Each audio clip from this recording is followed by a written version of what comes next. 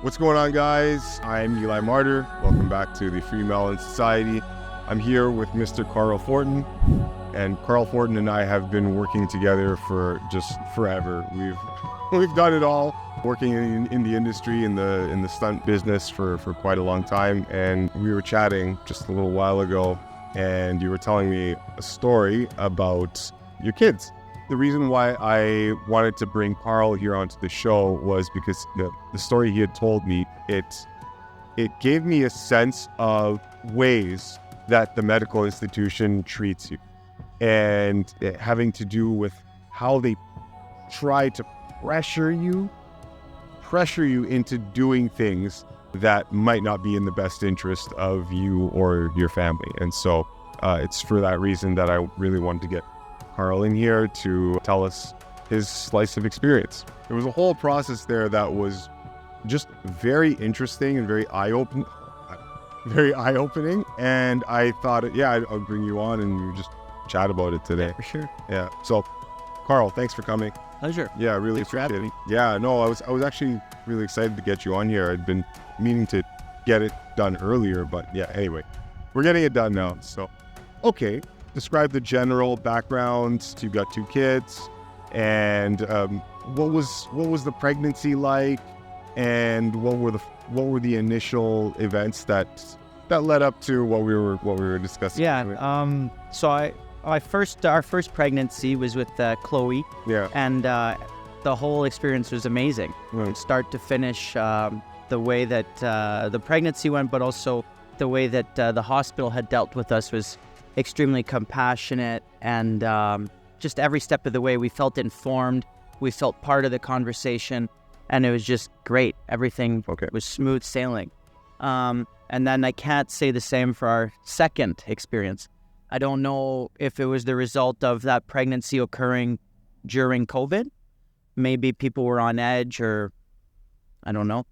Or maybe it was because we had changed provinces at that time too. So maybe it was just a different healthcare system altogether. Cool. But our second experience was a nightmare from start to finish. I mean, when we moved to Ontario, first of all, we couldn't get a doctor. We couldn't get an OBGYN. We couldn't see any experts. I guess the healthcare system was overloaded, and we just couldn't have any help. And so that was very stressful to begin with. Then when we did start receiving help from the experts, it didn't feel the same as our experience that we had prior. Okay. So right out the gate, the things that started giving us concerns was that at about 35, 36 weeks, my wife was tested for a bacteria known as GBS. Okay. And this is the first her first pregnancy. This is our second pregnancy. Oh, this is the second. The first pregnancy, I don't even know if they did that test. Oh, okay. And if they did, then I'm assuming she just did not test positive. Okay. Yeah, because I had never heard about it. So anyways, this came up in the second pregnancy, the one that was of concern to us. Okay. And so she tested positive for this bacteria called GBS. Okay. And so they informed my wife that upon delivering the baby, she would be administered antibiotics because there would be a risk, a small risk, but a risk that that our baby would be infected by this bacteria, and that some infections can result in very, very severe illness, potentially fatal. Okay. And then I think they even showed her pictures of how serious this is, and it was really disturbing images. Of course. Of babies. Of course. Anyways, I would leave it to your viewers to research what those images can look like. Sure. Without describing. Fear. Yeah. Maybe, yeah. And this is like a few years ago now, so some of the details are a little bit fuzzy. Okay. And I am not a medical expert, so I apologize if some of the things I say aren't completely in line with medical practices. I'm just going based off my memory. But at that same time, they had also told her that upon delivering the baby, that the baby should receive a vitamin K injection. Okay, vitamin K. And so this was new to us as well. We didn't remember this from our first baby. And so, we're not, I don't know, we're kind of adverse to just sticking needles into our newborn baby. So we asked why. Yeah. What is vitamin K? Why do babies need it? Yeah. And if I remember correctly, the answer we were given was that some babies are born with low vitamin K. And so we said, okay, well, what does that do? Can it replenish itself on its own? Okay. How does this all work? And they explained that vitamin K is important in, or it's a part of blood coagulation, right? And so we said, okay, are we expecting the baby to be bleeding at birth? Like, why do we need to worry about that? And the answer that was given to us, if my memory serves me right, was that in the event that you were to have an accident, a car accident on the way home from delivering your baby or something, and they were to bleed, then they could hemorrhage severely because they don't have the vitamin K needed to stop the bleeding, coagulation. That didn't seem like a concern to us. We didn't feel that on our way home from the hospital we'd be getting into some traumatic car accident that would lead to the bleeding of our baby. So we decided to go without it. Probably a good choice. And and if something were to happen where your baby is bleeding right after delivery, like from some trauma, I would imagine the trauma is probably a bit more of concern than the vitamin. I think so. It's not my area of expertise, but that's how I took it at the time when we had to make decisions for the well-being of our child. So anyways, as time approached, we did our own research on antibiotics and the effect of antibiotics on the microbiome that resides inside the gut of a baby, and the importance of that for the development of the baby. And so we weren't too keen on it. And then we did some research on the GBS bacteria and the infections and found out that the odds of the baby having a serious infection at birth from this bacteria are infinitely low. So low. The numbers that I found, and again, I'm no expert, was that even though they're testing for the bacteria at 35 weeks, there's a 20 to 30% chance that at birth, the mother no longer even has this bacteria. So already there's a good chance that she won't have this bacteria. All right. At birth, if she does happen to have the bacteria, there's like a 0.5 or 0.3% chance that the baby becomes affected. So now we're in really low probabilities that the baby will be infected. Right. And if I remember correctly, if the baby's infected, there is a 1 in 10,000 chance that they are seriously infected, with the type of illness that the pictures they showed us. Right. And so just doing mental math right now, you're into the 1 millionth of a percentile or something. Like you're compounding likelihoods, so that the event that it actually happens is just... So in my mind, it seemed more hazardous to be administering antibiotics to a newborn than to take this 1 in 10 million chance that they become infected. And then I also considered that maybe the odd child that does become infected with it, maybe they were just compromised to begin with. And, maybe a healthy baby is a 0 chance that they, as I said, I'm no expert, but to me, the odds seemed very, very low. And the odds of them having adverse events from being overprescribed antibiotics, because also from my research, I found that if you administer antibiotics at birth, probably they will need more antibiotics through life after that because they haven't developed the mechanisms to cope with bacteria. That's right. Yeah. With antibiotics, now this is even in adults. Okay. So you go on one round of antibiotics as an adult, that can be compromising for your gut bacteria for estimated around, last I heard, or last I looked into this, 5-6 years. Right. as an adult, if you're a newborn and you get, these types of treatments, I mean, I don't, who knows what that's doing, what kind of compromising, you're looking at. Anyway, yeah, it's scary. Yeah. So that was just the beginning, right? We're at 35, 36 weeks, and this is the information we're receiving, and we're having to start making decisions on how we're going to go about delivering our baby. So then comes time to deliver the baby. My wife goes approximately a week past due. And at a week past due, her midwife decides we should have to take an ultrasound to make sure everything is going all right inside. Okay. Which seemed quite reasonable to us. And we go to the hospital. They take an ultrasound. I think they sent us home. And then they gave us a phone call and they rushed us back to the hospital. They said, you need to come here now. We have some important discussions to have. Okay. Now they have us a bit worried. So we head back to the hospital, and the midwife explains to my wife that the baby is small. Okay. It's underweight for this time in the pregnancy. Okay.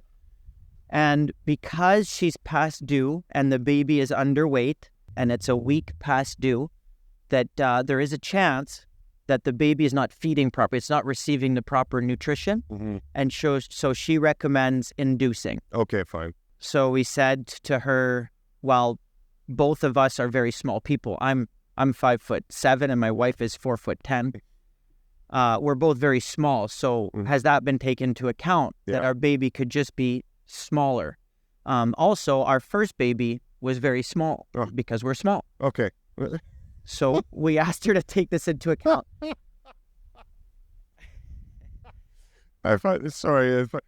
Just this almost childish question, and it's like, have they considered that? I mean, very, very basic. So okay. She said, sure, but procedures say that if the baby's small at this point in the pregnancy, we should induce. And so I said, okay, what is the accuracy of the ultrasound machine? Mm-hmm. Because from my experience with ultrasound technologies, it can vary. Yeah. So how the baby's sitting in the womb, or the composition of the mother inside the womb, all these other things can affect the ultrasound. And so she said to me, the ultrasound machine is something like, it's either 30% accurate or 30% inaccurate, 30 to 50%. So roughly it's 50% accurate is what I remember. Okay. So there's a 1 in 2 chances it's off. Okay. Or it could have a variance of 50%. So the baby could actually be 50% bigger than what they're seeing, or 50% smaller than what they're seeing. Something along these lines. I'd have to brush up on the numbers. Okay, fine. But it was a significant number. Right. And so at that point I said, well, can we just try a second ultrasound? Yeah. Just to make sure before we start putting random chemicals into a pregnant woman. And I said this, but it was the collective. We were deciding this together, my wife and I. And so they said, no, we can't do a second ultrasound. It's just going to give us the same results, which obviously is not necessarily correct because there's a 50% variability. Yeah, of course. So anyways, there was no compromising on induction. They highly recommended we induce the baby. Okay. Now, we also brought up the point that my wife had started contractions earlier in the day or the day prior. And so maybe she was going into labor in the near term. Should we wait it out a little bit to see if the contractions start speeding up? Yeah. And she said, my recommendation is no. My recommendation is, since you're here, we induce you now. Okay. So we asked her for a moment to speak privately. And then we decided that what was best for us, it was to follow her advice on inducing, but we weren't going to take the antibiotics. Oh, I see. Yeah. So then when we explained this to her, she said that we should speak with the pediatrician. So and at this point, we were expecting the pediatrician to come in and educate us, inform. Clearly, we had concerns about the antibiotics, so we were expecting her to come in and provide us with the information that we would need to make a logical decision in the best interest of our baby. Okay. And that's not what we got. What we got was a pediatrician that came in clearly exhausted. She was very, it seemed like she was overworked. Okay. She was just like, okay, like, what do you guys need or want? And so we explained to her that, the research that we had done, that it didn't seem in the best interest to take the antibiotics. And then she goes, well, like, why? And then I explained about the gut microbiome, and she's like, oh, you know about that. You know about the importance of gut microbiome, the diversity or whatever of bacteria in your gut.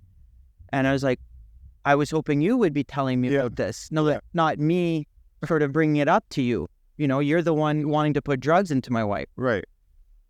So I was kind of hoping, you'd be here to inform us some more.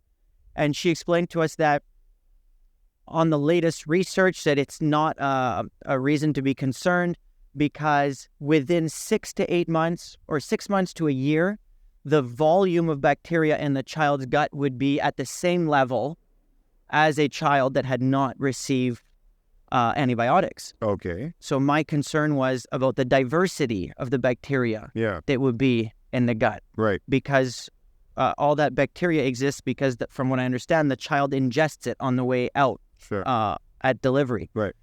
And so there's a very large diversity of bacteria being ingested. Yeah. And so she was explaining that the volume would be the same, but couldn't reassure us based on, current science, whether or not the diversity of the bacteria culture in the gut would be the same. And she reaffirmed to me that the odds of a serious infection were very, very, very low. Okay. And in the event that there is an infection, not a non-serious one, that they would treat it with antibiotics at that point. And so to me, it seemed logical to just wait, find out if there is an infection, and then medicate if we need to. But they were adamant about giving the medication prior, even though the odds of infection are infinitely low. They're like 0.2% or something. I don't know the exact number. Right. So, oh God, yeah. Give the medication before there's any problem. Yes, that was my concern. That what you're describing there was my concern. Seems so strange. So strange. Yeah, of course. Okay. Yeah. Anyway, sorry. Yeah. So that to me was strange. So, anyways, she says, "Okay, it's your decision. It's not what most people choose, but it's your decision. Mm-hmm. So let's go into the room. We'll induce." So we go into the room. They hook my wife up to a bag of IV, and I think after one bag or something, they put the chemical to induce her, and then they start inducing her, and within minutes, my wife starts going into contraction. Okay. And she starts saying, I think I'm ready. I think I'm ready. And they're just like, no, there's no way. There's no way. And they kind of ignored her, even though she's a mother who's given birth before. Mm-hmm. They ignored her. They're doing paperwork. And so they keep doing paperwork. And then eventually they switch shifts. So the midwife shift, and that takes time. And again, my wife reaffirms, I think I'm ready. I think I'm dilated. I'm ready to go. And again, they just postpone. They wait. They're not taking it seriously. Until eventually they go, okay, she's like breathing very heavy. She's clearly very uncomfortable. They say, okay, fine, I'll check. Yeah. They check and they go, oh yeah, you're dilated. You are ready. The baby's coming now. Okay. Kind of like she said. Kind of like she said. Yeah. So then they start their procedures, the gloves or whatever. They start the procedures and they go, oh wait, you haven't been COVID tested. And so she says, no, I haven't been COVID tested. And now they're in a rush, right? So they grab a nasal swab, they stick it up her nose, and they stick it up deep enough and hard enough that they give her a nosebleed. Oh my God. Yeah. Yeah. So here's my wife. Hurts to hear. In a great deal of discomfort, being ignored. And then only to be told, oh, you know what, you're right. Let's violate your nasal cavity and make it bleed as you're giving birth. So they do that. What? Then they get down there, and of course, within minutes, the baby's coming, and they're giving her the instructions to push and all that. And I was assisting. I can't remember what role I played, but I was in there assisting. Mm-hmm. And the baby comes out, and no word of a lie, the baby comes out, and the midwife looks at me and goes, "It's big. I'm sorry." The baby was big, and she's sorry. So She's sorry. Okay, wait. When you say big, it was just normal size and not small, or actually big? I can't remember. I hate to say this. I don't remember my baby's weight. Yeah. I'm terrible with names and Yeah. numbers and all these things. I'm more of a macro anyway. Sure, kind of sure. guy. But the baby was minimum normal size for that period of pregnancy. And so my wife was induced for no reason. Okay. And then, of course, they kept a close eye on the baby because they were concerned about not administering any bionics. They kept a very close eye on. And then after 2 or 3 days, they said to me, like, well, thankfully or luckily, I don't remember which word they used, but we're happy to say that the baby doesn't have an infection. Yeah. I go, that's not luck. She would be unlucky if she hit a 0.1%. Yeah. She would be unlucky, and that's where you're manipulating the situation. There's no luck here. She was most likely going to be fine. Right. And now, because we didn't give her drugs, she's better Right. than she would have been if we had taken your advice. Yes. Yeah. And so to me, it was a big failure, and I wanted to share the story like this because I'm hoping that maybe someone will shed some light on this. Maybe someone on your channel or somewhere out there could say, oh, the reason these things happen to you is X, Y, and Z. Yeah. Or maybe I just got really unlucky and got the wrong healthcare practitioner. Well, it's interesting because it kind of puts into context how faulty screening technology can be that's in use in the medical industry. Like, you've got a baby, and you would imagine that screening and just seeing what the baby's general size is like would be fairly routine and pretty easy, like you would imagine. So it kind of makes me question, well, okay, when it comes to the stuff that is barely perceptible, right? How good is screening technology for these types of things if they can't even tell you the size of a baby? Yeah. Right? Yeah. Like that to me is worrying because it seems, in comparison to what we do with screening technology in the medical world, it seems that would be something that's routine. And if they can't do the routine correctly, how does the complex fare? Yeah. And then I guess for me, the striking thing was that it felt like we were being pushed along this checklist as opposed to having our personal situation examined. Right. You know, my wife is very fit, so am I. Our baby was healthy the whole time. It just felt like if we hit certain boxes on their checklist, that all of a sudden now we had to be administered drugs and stuff. Right. When there was no problem. There was no problem. They were just finding potential problems and administering drugs preventatively. Yeah. Yeah. Yeah, but then, anyways, that was my... It's this procedural thing, and the issue is when you're dealing with human beings and life, it starts to be very personalized. Like you have to personalize your approach to whatever it is the person's going through. Procedure works to a certain extent, but there's more to it, right? There's way more to it if you want to be a competent physician, right, or a healer or whatever it is, right. Now, okay, so aside from the antibacterials, okay, were there other things? So we had the vitamin K supplements that were prescribed. Yes. Which you didn't take, by the way. You didn't take. Yeah, that wasn't a no-go.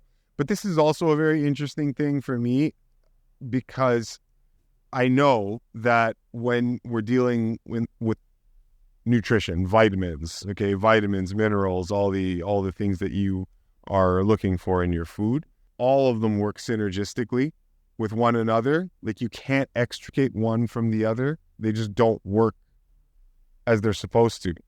Giving a newborn vitamin K without the natural matrix of nutrition that it's supposed to come with. So let's just say mother's milk or whatever it is, and it's filled with nutrition that works synergistically. It does the right operation in the body, but if you just give them this element, this isolated element, especially for a newborn system, the newborn system would treat that, I would imagine, offensively. Right. What is this? Right.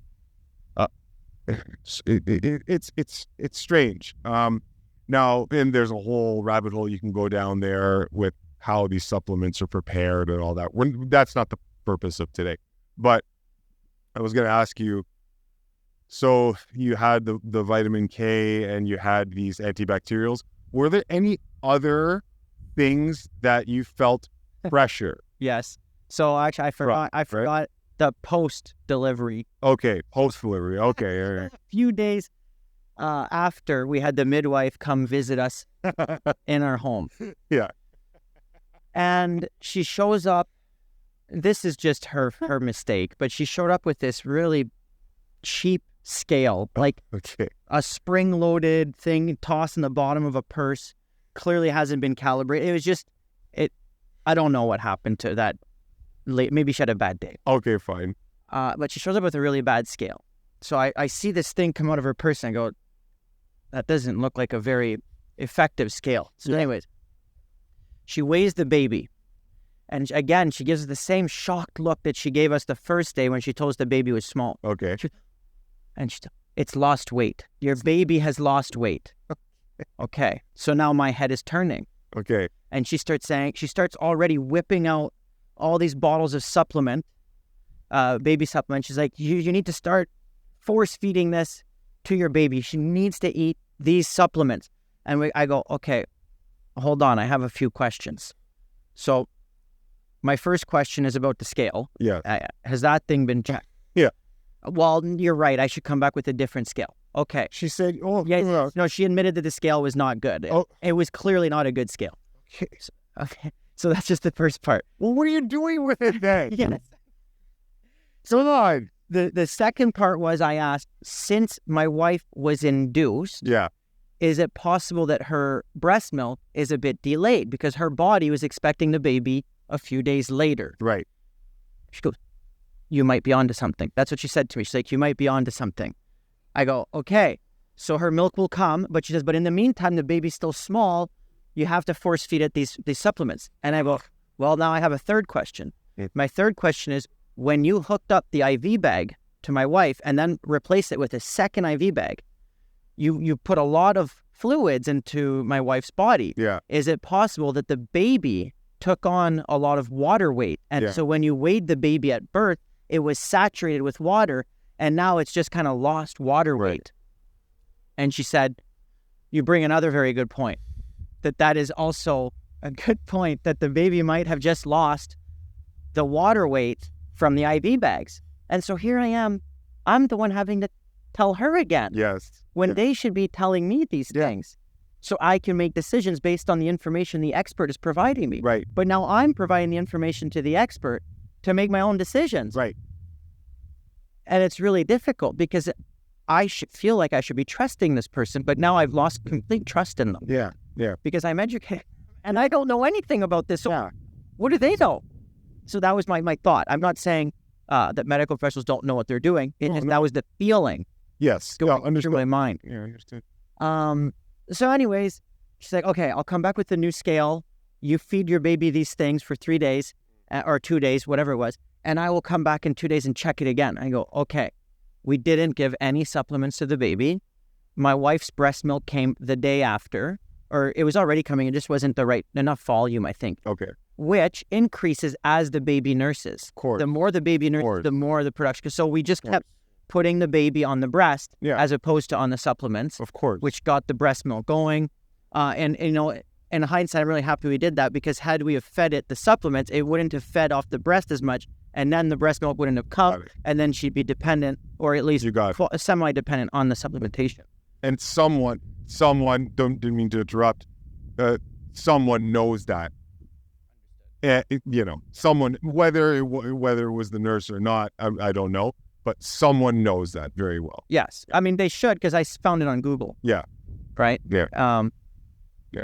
Yeah. And then I'm sure the people that are supplying yeah. supplements. That's what I'm getting at. That's what I'm getting at. Yeah. Yeah. On that line, from the manufacturing perspective and from her supervisors and what, someone up the line knows exactly that's what's happening. Right. And so with all of this, you know, what came out of it for me was there seems to be no respect for the natural process. Right. There's no respect for what has worked for millions of years, or tens of thousands of years, whatever it is, you know, that humans have been procreating without an institutionalized medical establishment. Yeah.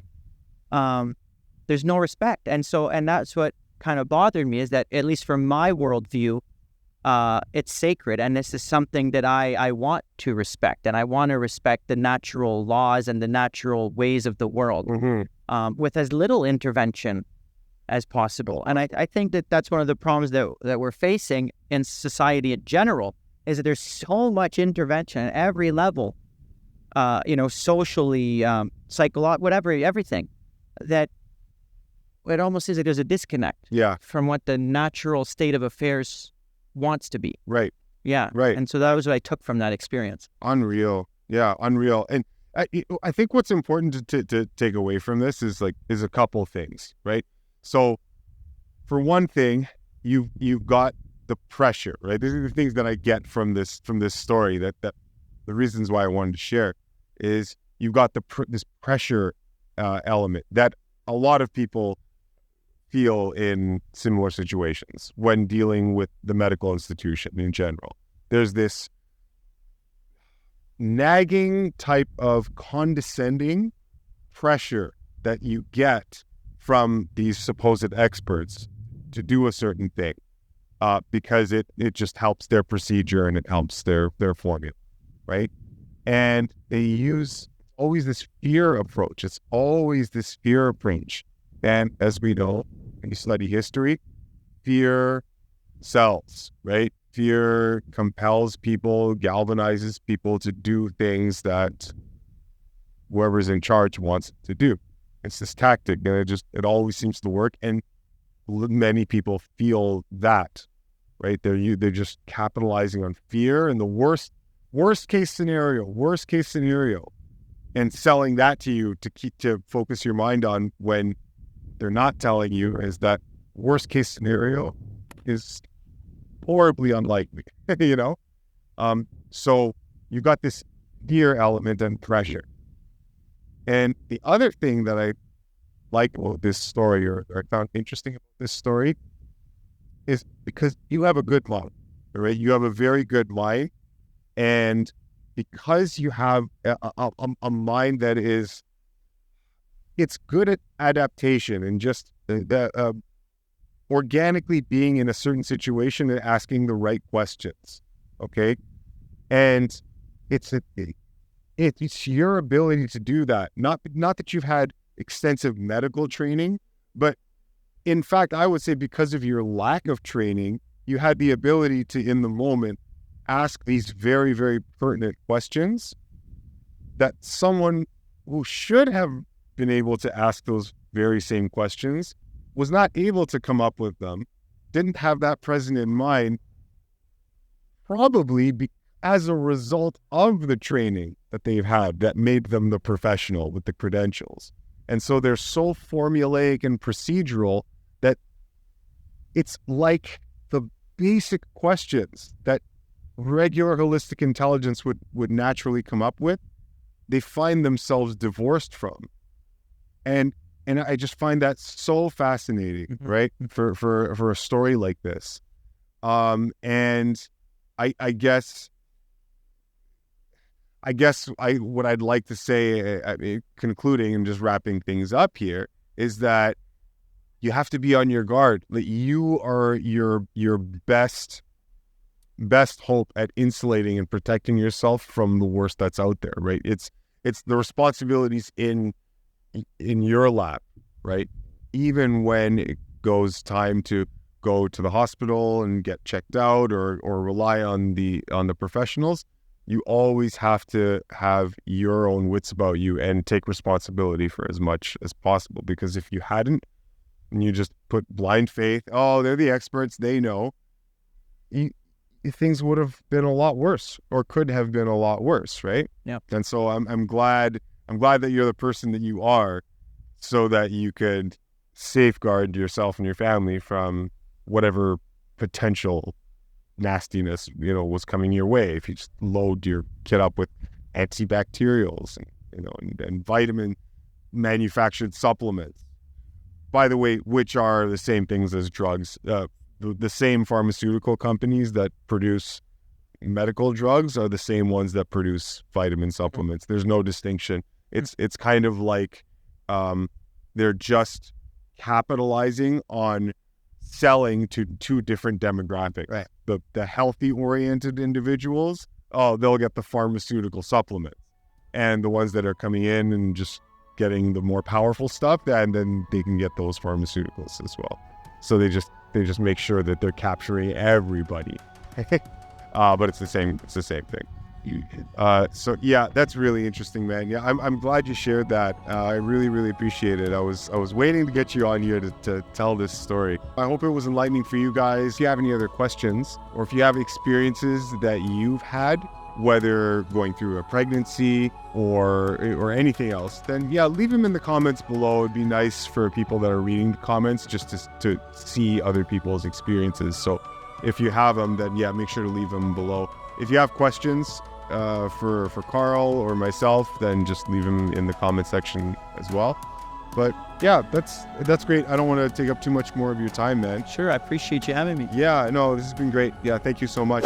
And guys, if you like this channel, if you like content like this, then of course make sure to subscribe to the channel.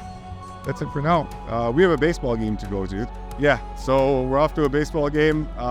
You guys have a good one. We'll see you on the next one. Later, guys.